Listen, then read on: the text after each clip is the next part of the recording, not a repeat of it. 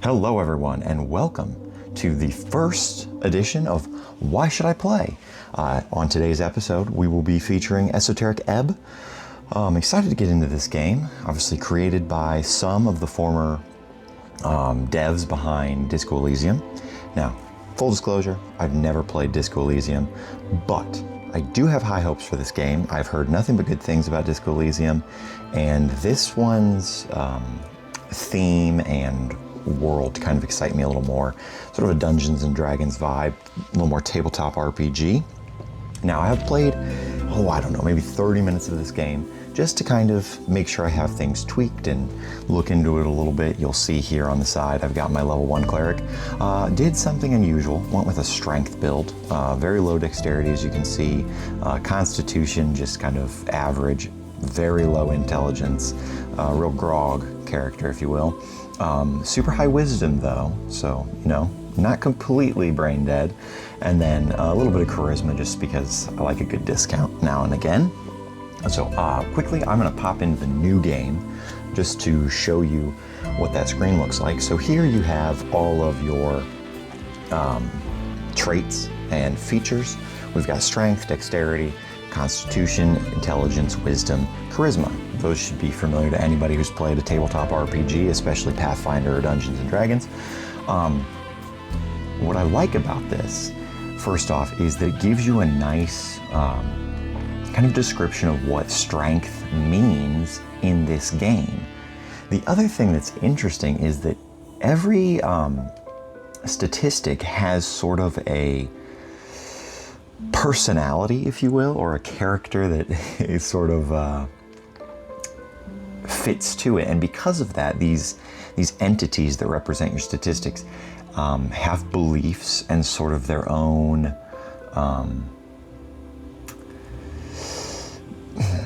not guides, they just have their own interests that they try to kind of push upon you. For example, I did do a high build strength character, which you'll be seeing in a little bit. He believes in a god called Earth, and he's very pushy about how he feels about that god and how he feels about other gods as well. Now, might be wondering, why is strength a boy? They're all boys in my... Oh, this is not something I want to add to this. I'll cut this out. Anyway, so you've of course got your ability to add in points to each of these things. They all start at a mixed thing, point differential here. You can do a pre-built.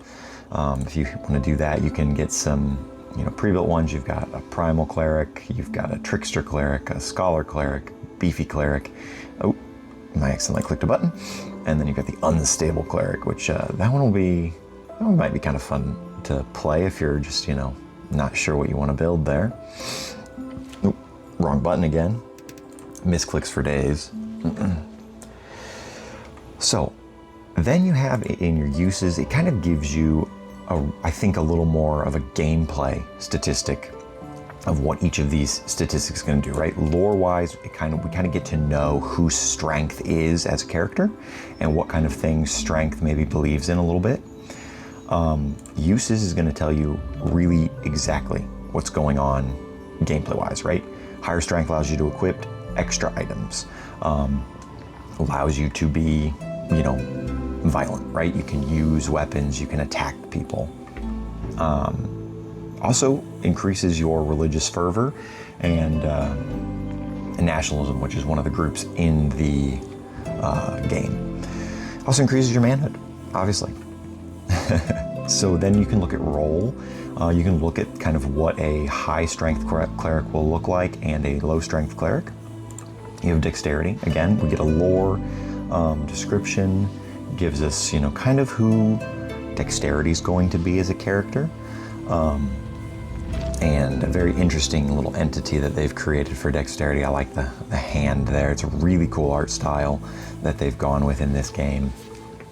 And again, we get uses, steal anything, sort of more of a rogue cleric hybrid. Just run away, dummy. I do love that. And again, gives you sort of a high dexterity cleric, what kind of things you'll be good for. And again, what I was talking about there with the entities having their own sort of personalities and goals, it talks right here about votes for the Revolutionary Free Striders, right?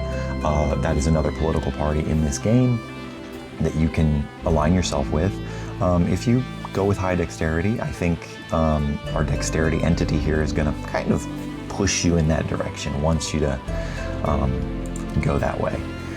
Then we've got Constitution. I do like Constitution's design. He's a little hungry stomach. Again, uses, hit points, no surprise there. And then gives you a little more, something that may be unexpected with Constitution is that you don't care as much about the political parties.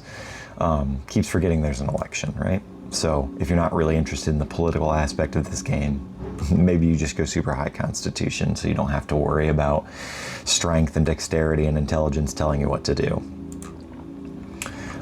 And of course, intelligence, another great art design. The skull cracked open with the brain exposed is very cool. This one, another great gameplay aspect, more spells, and gives you another role. You're more like a wizard, right? Wisdom, another high wisdom character. A heart with eyes is an interesting choice. Very, I'm going to call it metaphor coded because of the way that metaphor designs its enemies. Obviously, that's based off of a painter whose name escapes me at the moment, but a very cool artistic thing. Again, got uses, so it makes your spells stronger. You kind of see the kindness. You want to believe that everybody kind of has an opportunity to be a good person. And of course, charisma is self-explanatory. You like to chit-chat, discounts at stores, you can always say the right thing, and all that. Then down here we've got backgrounds. There is a ton to choose from. Any flavor of character you're looking to play, I think you're going to find one that's going to benefit you, give you some kind of boost to the statistics you want.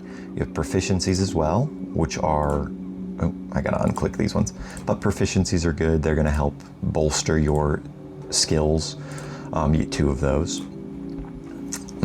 And of course, you've got an option to randomize. A lot of good options. Now, one thing that's always important to do in a first impressions, so far as I can tell, is to open up the options menu and kind of see what you've got available to you. I think you've got some great features here. You've got, of course, your visual quality. You can play in whatever resolution you want, VSync. Quality set to high, of course. Why would I put it on low? Adjust your volumes individually. I do like that. Sometimes you maybe just need to tweak the master volume, but maybe there is something about a particular volume that in particular you want to turn down, so you can do that. Colorblind mode, you love to see that. I'm not colorblind myself, so I don't know how good the colorblinding mode is. And from what I can tell here, that doesn't seem to, when I clicked colorblind mode, it doesn't seem to have changed any of the labels. They're still orange, but that may be a color that most colorblind people don't have as much issue with. So let's now jump into our character here. We've got a couple of auto saves you might notice, because why would I save the game? We're gonna jump right in. Oh.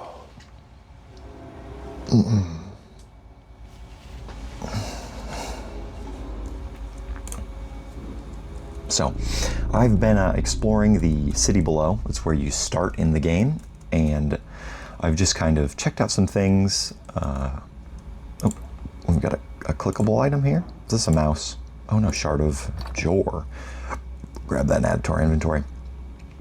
I have 2 HP currently. I need to heal myself. So I'm going to go ahead and do that using a first level spell slot. Of course, I do have some spell slots here. That's good to know. Oh.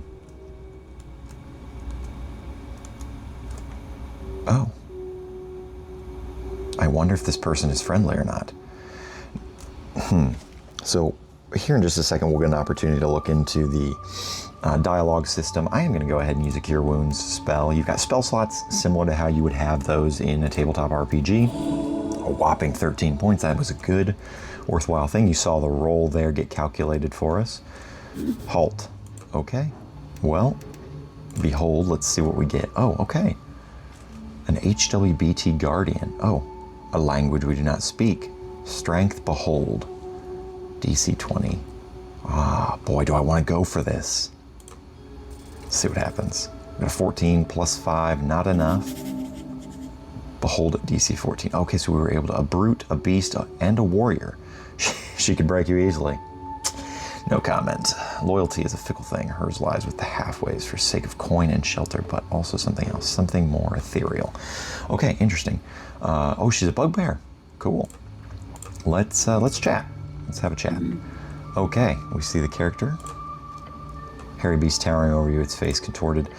Do not pass further. So here's where you know, those of you who have played Disco Elysium will immediately recognize something. You've got strength coming into the fold immediately. And when we talked about these statistics having personalities, they certainly do, and they will not wait till they love to tell you their opinion about things, and they want to just jump right in on what they believe and think. So strength, of course, doesn't, I have high strength on this build, and so strength believes wholeheartedly that this woman's not going to stop us, right? Charisma. Charisma. Always along for the ride. Let's see if anybody else comes. Ooh. So another thing that, tabletop RPGs do really well is giving you that freedom of choice. And I do feel like there is quite a bit of freedom down here in the, conversational aspect, where you get kind of all of the overarching questions that I think you would really want to ask. Obviously, number one, you have right there that "hello, woman" kind of line, which I'm not going to click. And of course, again, this is my first impressions. I don't know how much play my strength is putting into this, my conversational options, but I have to imagine it is, based on how they've crafted the world and how much emphasis they've put on the way the statistics kind of interact with your character. So I'm going to go with how do you do? Perplexed look and gestures in several directions. I'm working, go away. Okay, we gained some experience just for chatting with her. Oh, okay. She's placed a hand on her weapon. As you can tell, I'm not very smart, so things are difficult. Constitution coming in, though, with the correct answer. Wisdom believes she will not use it. Oh, attempt to flirt. Well, I'm not much of a bard, but we might go with that option. No need for that, since I have no need to pass. Are you sure you can't let me pass? Can I go in the other direction? We got to do it.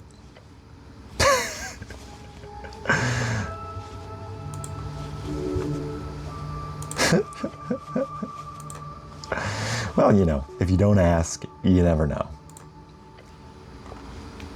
All right. Okay. So no matter what we do, we're not getting past. We're not getting past her. She's not a fan of us.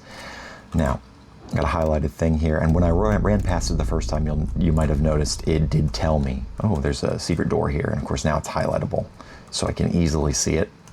That was because of my wisdom. I am going to go ahead and engage with this door, able to get right past. Our wisdom helping us out there.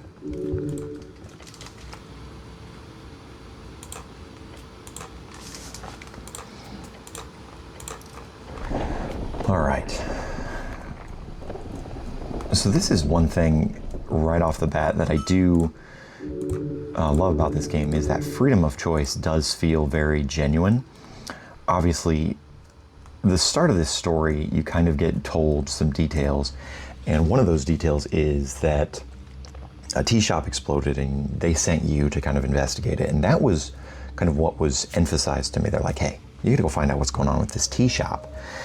And where you start, you have an option to just head straight upstairs and probably get out of this undercity bit, or you can fight a zombie, push past him, and go down to the lower levels, which is where we are now. And I love that that freedom, because a lot of times games, especially in the beginning, like a little bit of section for the sort of tutorial, will just be like, hey, you got to go this way. So I really like that freedom that they've given us straight off the bat. And tutorial wise, there really isn't much of one, actually. I kind of just jumped right in and started going about. It feels very fluid and authentic, I think, in that way, that you're just kind of thrown in and not really told all the details, which I like. And one thing that a good story does well is build upon itself. And I think with all of these characters you have in your own mind, all these voices you've got in your head constantly, it does a good job of giving you an unreliable narrator, because each of these characters, you don't really know how much you can trust them. And of course, depending on how you've built your character, those entities will come in stronger or weaker. And I say that not 100% positive on that, because obviously this is my only character. This is the first time I'm interacting with the game. Didn't play Disco Elysium. But I would say it's pretty obvious in the way that DC checks are constantly going through, and my intelligence is low, so I fail those constantly. And my strength is very high, so I succeed on those a lot. So strength, kind of in my gameplay, strength and wisdom play the biggest roles in my character's kind of development so far. All right.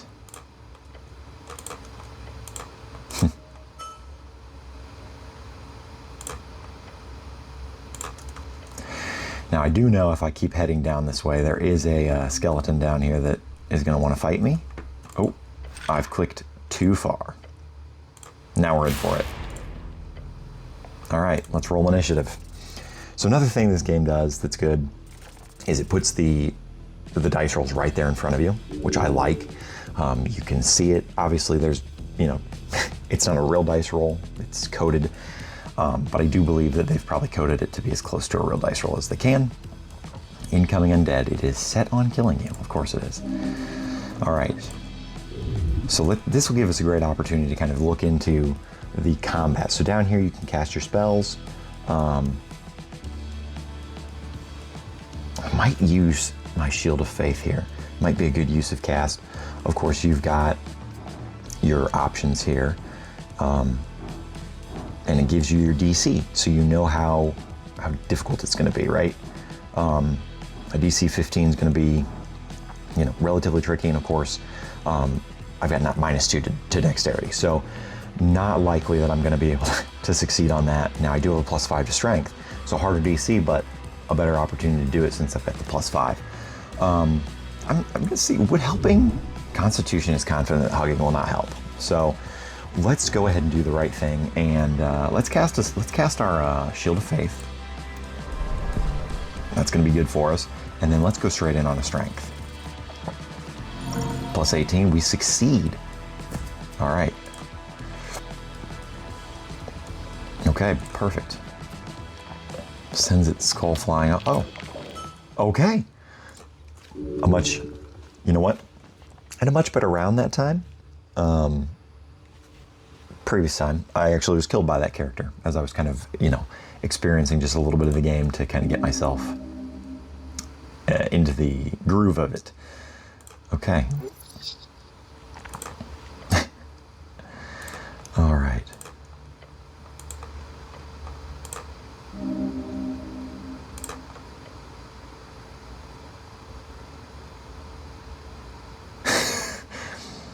Do something in between grave robbing and religion. Feels right. All right. Oh, nice. -2 charisma, though. I'll take it. Maybe we can sell it.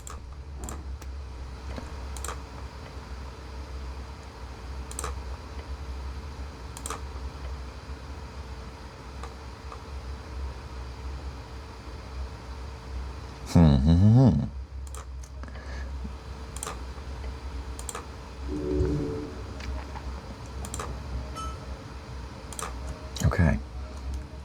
Oh, here we go, something. A mace.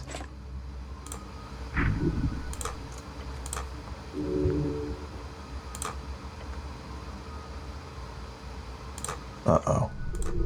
Uh-oh. I think I might have picked up a cursed weapon here.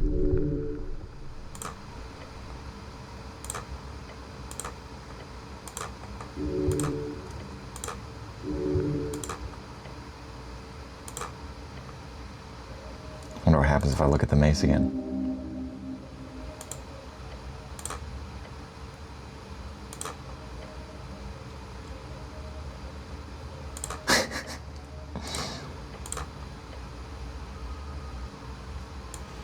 Where's the figure? Wisdom, where is the figure? I do not see it.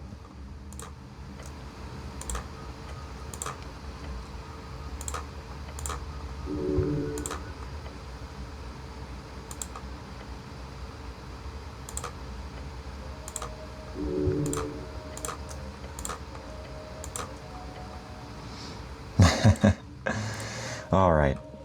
You know, so I think the one thing I will say, again, is that maybe if you're not as interested in maybe the lore or the conversation system, I think this game will be a tough sell for you, because it does seem like it's a heavy, it's very much a heavy mechanic in this game. Sometimes, I will say, it does feel a little bit overwhelming to have all of these characters kind of talking to you. And of course, again, my character build is strength and wisdom, so they're kind of going back and forth and bantering with each other while also bantering with me. But I can see people getting a little bit frustrated as they experience the story with all these unreliable narrators and characters just constantly kind of swarming in your head.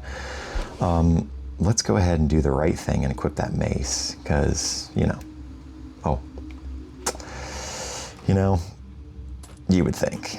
So you've of course got your inventory here. You can see I have pretty decent inventory. Strength is of course one of my top features. And so actually,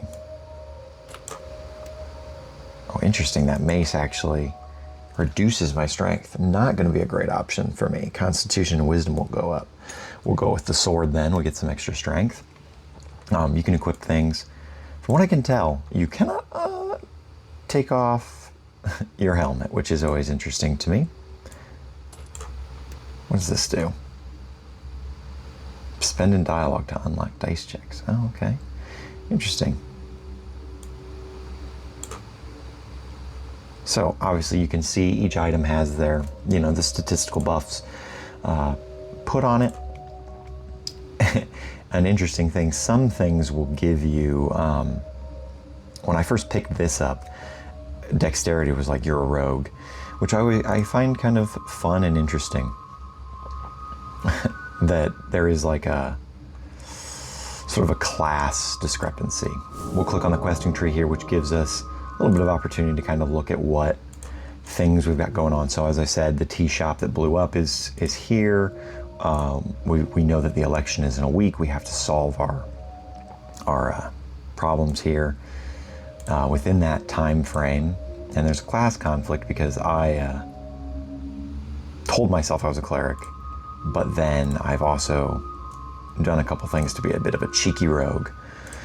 Spellbook, just up ahead above us, and we'll have to walk past it. There is a shrine that I was able to pray at, and that allowed me to select my spells. So let's go ahead and head up now.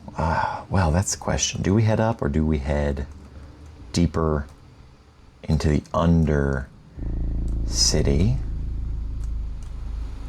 I think we head deeper. Oh, okay, maybe we won't actually be heading any deeper. All right. Earlier, I found myself involved with a trap here.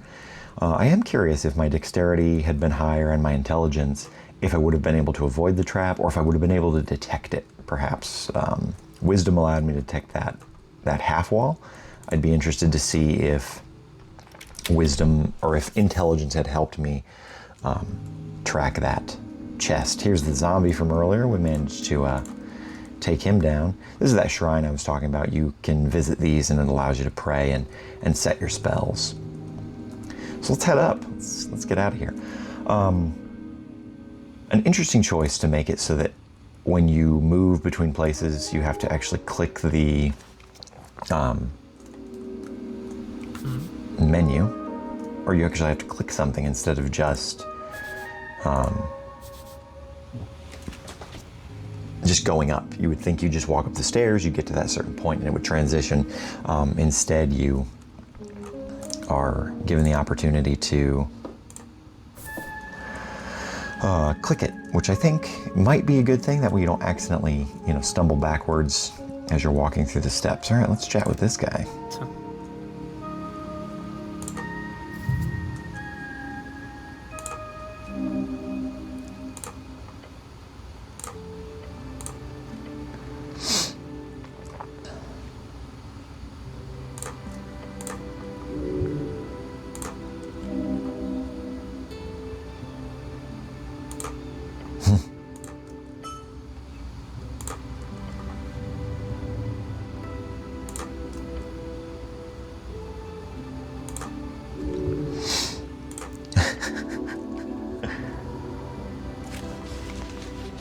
Caught me in their net. Oh my goodness. I think one of the things that I really like about this game is that the storytelling is really, really doing some cool things here. At the beginning, when I was first sort of starting, there's a scene where your character gets thrown into a ocean, presumably, or some kind of body of water, and you're drifting below. And then it asks you some questions. A voice comes to you, and one of the questions was something along the when did you die? And there was two options for me, and it was one, I died when he died, and another was wrapped in her warm embrace, which I found interesting because I didn't know who her was. There wasn't, it was just enough of a sort of a bite of the apple to kind of keep me engaged and asking more questions. Well, who's her? Why is she wrapping me in her warm embrace? Especially once the game started and Strength was beginning to speak to me about the god Earth, who is a male and is allegedly my divine, my divine pact is with this god, giving me my clerical abilities. So I did find that to be some interesting storytelling, just constantly giving you these tidbits of information that make you go, wait, what? And asking more and more questions. I really like that. So you can tell there's been a lot of love and care put into this game with the story in mind, which doesn't surprise me. Everything I heard about Disco Elysium says and talks about how great the story is and the replayability, the branching paths, kind of everything we look for in a really good story game. One thing that I am noticing is there might be a little bit of voice acting in it, but not all of the characters are voiced, which I think does hurt the immersion a little bit for me, especially coming from a game that I'll be doing a video on a little bit later, Aether and Iron. That is another game, very story focused. You see the dice rolls in the game and things like that. But every character in that is voiced. And so, obviously my reading is fine. But let me tell you, sometimes you get up in the morning, you want to play a game, you don't want to read.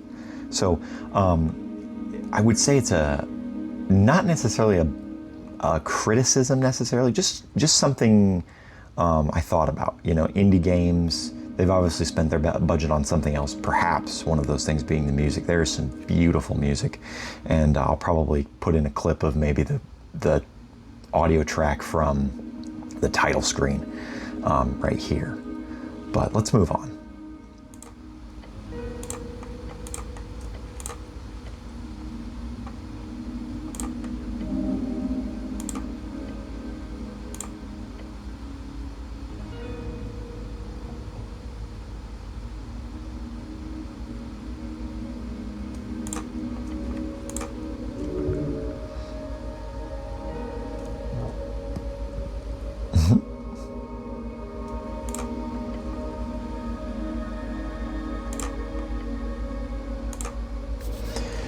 Now, another thing that's cool is you notice there was a highlighted word there. If you click on those, you can actually get some more lore tidbits.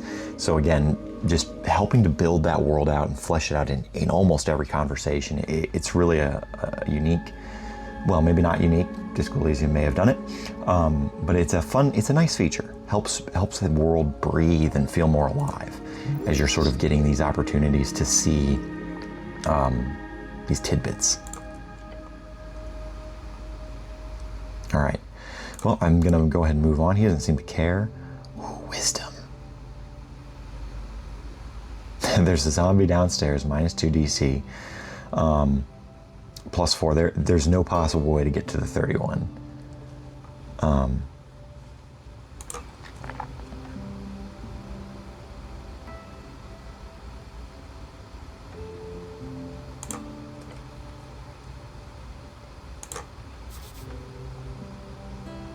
Okay, we've already explored the city below a little bit, but it's good to get some more information about that place as we kind of looked through it.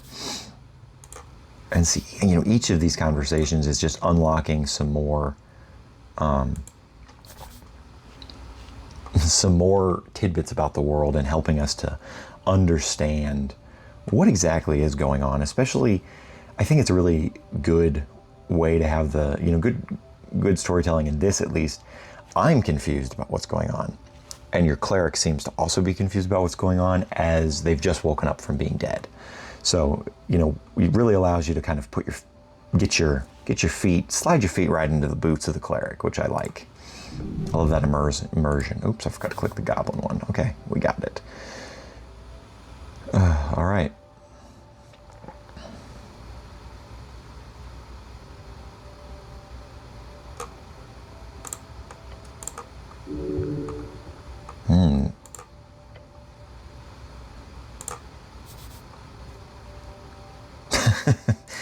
I love his sarcasm. He did not like that, did he? All right.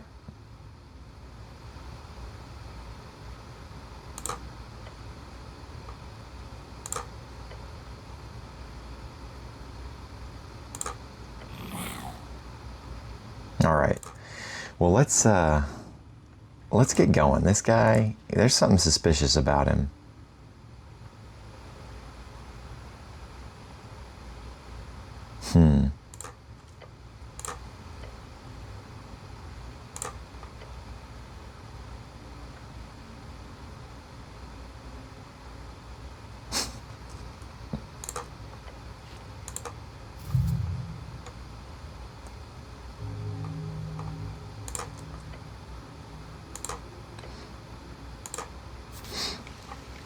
Esoteric pocket, okay.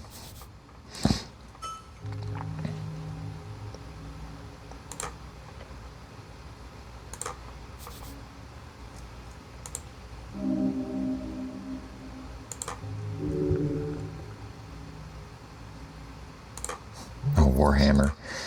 All right.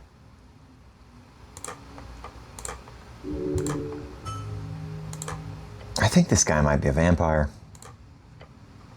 Something feels off about him. All right.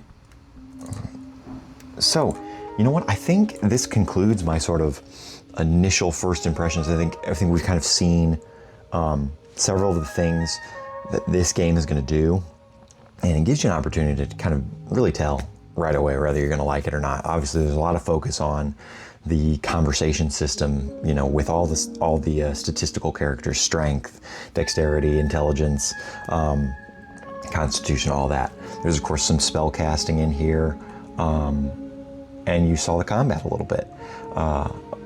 Most combat is probably going to end like that, or at least begin like that. So I think you'll get a pretty good indicator just from this initial setting that will tell you whether or not you're gonna be interested in this game for the long run.